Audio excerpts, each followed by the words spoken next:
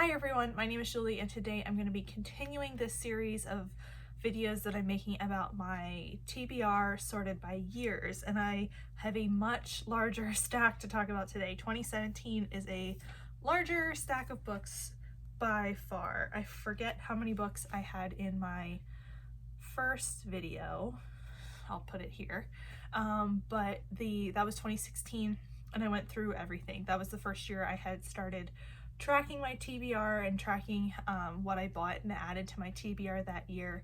So yeah, and this was the second year, and this has a lot more to it. This also has a lot more big books, which might be part of the reason that there are so many more left from here.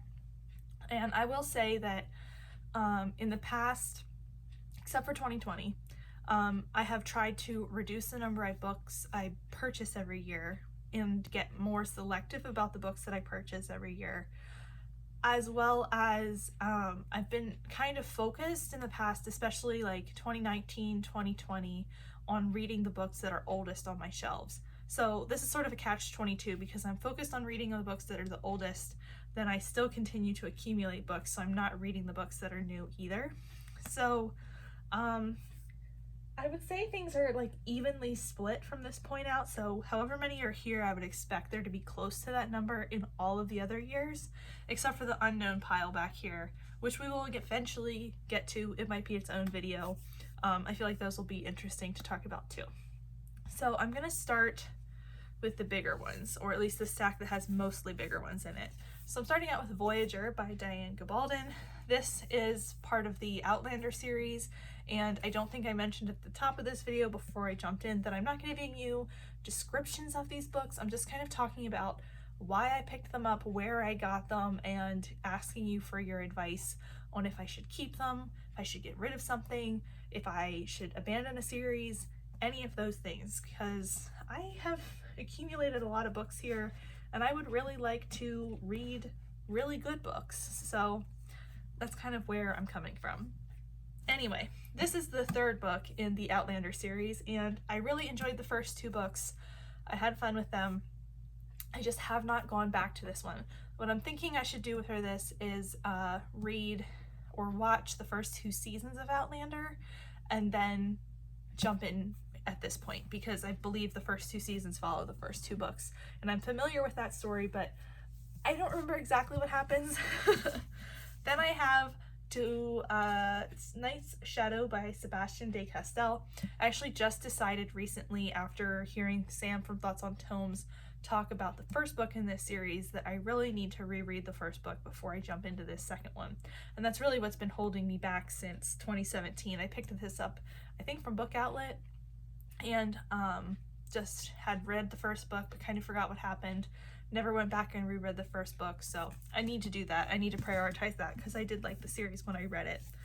This is To Hold the Bridge by Garth Nix, and I have recently decided that I want to read the single Old Kingdom story there is in this short story collection, and then just not worry about reading the rest. Garth Nix has another short story collection which I didn't really like the stories in. I like Garth Nix's longer fiction a lot, but I didn't like his short stories in that collection. So I'm going to try to read the one that centers around his fantasy series, The Old Kingdom, and then maybe give a couple of the others a try, but I'm not gonna like force myself to read the entire collection if I'm not enjoying it. Then I have Spellbook of the Lost and Found by Moira Foley Doyle. I loved The Accident Season by Foley Doyle, and I have been wanting to read this for ages. I also want to pick up her book Bad Apples, I think is what it's called. These seem so great for fall, but I never end up reading them in fall, so I just need to like not worry about the time of year. Speakeasy Speak Love is set in the 1920s, and it's about a speakeasy, and I heard Julie from Daily Julian? I forget what her handle is. I heard her speak about this and talk about how the kind of group dynamic was similar to Six of Crows, which intrigued me, and it's set in 1920s, and it just sounded really fun. So I haven't picked it up. I bought it in the Strand in New York City, which is one of my favorite memories of book shopping around the city all day, but I just haven't picked this up, and I want to. Then I have Labyrinth Lost by Zordia Cordova, and this is a story about witches, and I've wanted to read it for ages, and I think I pre-ordered this or bought it very close to when it came out, and then I never ended up reading it. I have Crooked Saints by Maggie Stiefvater, which I have very, very mixed feelings about. This was her novel that came out after the Raven Cycle series, and I wanted so badly to love everything that Maggie has written. But the magic in the Raven Cycle is very unique, and I have had mixed feelings about a lot of her other works. And this one has some mixed reviews out there by Own Voices authors. So I keep meaning to read it, but I want to read it in a more critical way, and I just haven't done so yet. I haven't taken the time and the brain power to do that, so it's still sitting on my shelf, and I would like to eventually, but time is hard, and I haven't prioritized it, and I should. Then I have some books that I won. They're not all here. The third one is not here. I won a giveaway from Penguin Random House a few years ago, and I didn't even realize I won it until the book showed up on my doorstep. And I won 4 books: The Bear and the Nightingale, The Girl in the Tower, Reincarnation Blues, and A Plague of Giants. This is an art copy of Plague of Giants by Kevin Hearn. And I read The Bear and the Nightingale, and the other 3 are still unread. I don't have Girl in the Tower because I'm actually trying to actively reread A Bear and the Nightingale right now, so they're both on my nightstand. But I'm excited about all 4 of those. Like, they're all things that sound interesting to me, but I just haven't taken the time to read all of them. I have One Dark Throne by Kendar Blake, which is, I believe, the second book in the 3 Dark Crowns series. I read the first book of that series, and I love Kendar Blake's writing, but it just doesn't stick with me very well, so I haven't gone back to this, and I can't decide if I really want to. If you have read the Fenburn series, please let me know if I should go back to that, because I have not made up my mind. I have God's Grave by Jay Kristoff, which is another one that I have mixed feelings about because I haven't finished the first book. A Closed and Common Orbit by Becky Chambers. I loved the first book I read by Becky Chambers, and I want to read this one. I have the 3rd Poldark book by Winston Graham. This one's called Jeremy Poldark. This is like a family saga series set in Cornwall, England over many generations, and I read the first 2 books many, many years ago at this point, and there's also a TV show from the cover. You've probably seen it. And I haven't gone back and read what's next because the second book kind of ripped my heart out. Then I have Girl Out of Water by Laura Silverman. Now, I don't buy a whole lot of contemporary. I really don't read a whole lot of contemporary at all, so almost every contemporary I have has some sort of story behind it, except for The Serpent King, which I don't remember why I bought that. But this one, Laura Silverman was dealing with quite a few anti-Semitic trolls on her Twitter, and I went to follow her and try and be supportive of her in her comments by blocking and kind of trying to head off some of that hate there. And when she talked, I realized she was an author. I found her through Books Twitter. I should have realized this, but when I realized she was an author and saw what the premise of her book was, it sounded really interesting, so I decided to give it a shot. I think this girl, I haven't read it, obviously, I haven't gotten to it, but the girl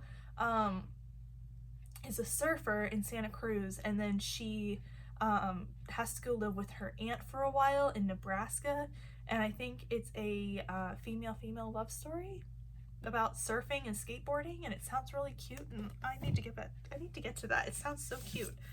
Then I have The Aeronaut's Windlass by Jim Butcher. This is something that I'm really torn about if I want to keep or not. I haven't read any Jim Butcher. I would really like to read the Dresden Files by him, but that is a huge undertaking, and this book is enormous. And I really don't know anything about this series, if it has continued, if it's any good. I picked this up in a bargain bin and thought it looked really cool and sounded really interesting, but it's been years now and I haven't really paid any attention to it, so I don't know if I'm going to keep that or not. Then I have Strange the Dreamer by Laini Taylor, and if you've been around my channel any length of time, you know that I want to love this book. I have read the first half of this book. I've read the first third of this book so many times, and I love it. I just can't seem to get past the halfway point. for some reason. So I'm hoping that at some point I will read this book and the sequel and love them, but it's not today. Then I have The Fate of the Tierling by Erica Johansson. This is the third and final book in the Queen of the Tierling series. I really want to read this and finish off the series, but I just haven't done so yet. And I should do it soon so I don't forget any more details about what's going on in that world. There's a specific plot line in that story that I have forgotten a lot about. Like, there's a few threads within the book, obviously, but there's a specific plot line that has to do with Kelsey's heritage that I have forgotten so much about, and I wish I could just like read the sections of that plot line because I remember a lot of the others fairly well, but it's not how books work, and I can't seem to find a summary that has that information in it. Then I have the 3 books in the Kiss of Deception series. I don't know what this series title is called, by Mary E. Pearson, and I bought this series all at the same time and was really excited to do so, and then I never read it. So, the last book I have here is The Girl Who Raced Fairyland All the Way Home. This is not the last book, I have 2 more after this. The Girl Who Raced Fairyland All the Way Home by Catherine M. Valente. I liked this book. I like this series a lot. The problem is I read the 3rd book probably 2 years ago at this point, and the 4th book is a break from the main storyline, and then we go back to the main storyline in this book. So I've forgotten exactly what is going on in this main storyline. I saw Mari from My Name is Marina's talk recently about the 3rd book in the series and how it's kind of the most nonsensical of them all, and I really agreed with that because I really can't remember exactly what happened at the end of that book at all. Like, I remember bits and pieces, but it's very fuzzy and it's very confusing. So I'm trying to decide if I should just dive into this or try and find a review or a recap or something of the 3rd book. But again, time. What is time? Then I thought these books were going to be there was going to be more than one of these in this. Well, it doesn't matter. I thought both Vengeful and Vicious were going to be in this pile, so I saved it for last. And I thought both the first book in this series, what's the first book? Forget. Was good. I thought the first books were going to be in this pile, and they weren't. But I have both of these. They're parts of duologies that I would like to read, and I just haven't done so yet. So, like everything else in this pile. So that is everything that I purchased in 2017 according to my records that I have not read yet. Most of it I would like to read, but I'm kind of undecided on a few.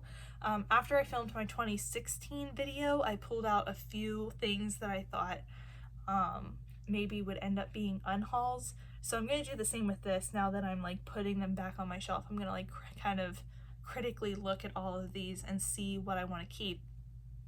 And I would love to hear what you guys think I should keep. If I should get rid of all of them, if I should get rid of some of them, if I should just give up on, a certain series or whatever, or if I have to keep something, definitely let me know. I'm feeling a little bit less, like the 2016 books, some of them I definitely felt like, okay, I don't know if I'm interested in this anymore. But a lot of these I still have a good memory of what's happening in them, and also like that I want to read them. So that is it for me today. Thank you so much for watching. If you want to see me again, go ahead and hit that subscribe button down below. How do you mess up your intro? And I will have another one of these out soon. Bye!